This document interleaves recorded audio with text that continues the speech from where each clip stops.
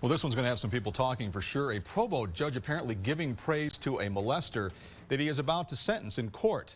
This while the convicted sex offender's victims sat in the courtroom. Chris Jones with more on the story tonight. And Chris, Judge Thomas Lowe seemed to be holding back tears when he was actually sentencing this man on these charges. Yeah, that's right, Mark. This is him. This is Judge Lowe, and he had nothing but glowing praise for this man, Keith Viejo, who is a sex predator and convicted. The court has no doubt that Mr. Vallejo is an extraordinarily good man. This is Judge Thomas Lowe praising sexual predator Keith Vallejo, was found guilty of molesting 2 young women. But great men sometimes do bad things. But that judge shouldn't have done that. He shouldn't have said those things. And on the phone is one of Vallejo's victims, Julia Kirby.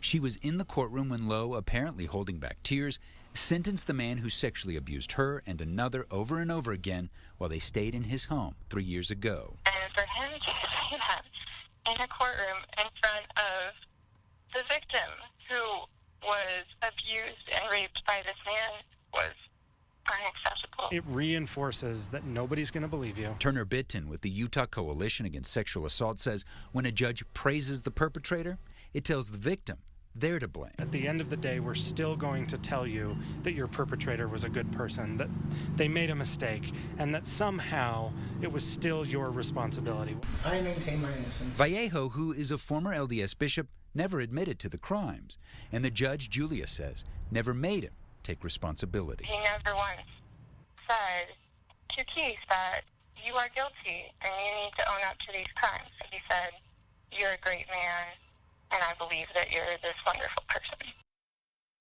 Now, this is not the first time that Judge Thomas Lowe has been criticized for this case. Back in February, that's when Viejo was convicted of molesting those women. The judge allowed him to walk out of the courtroom and go home until the sentencing yesterday.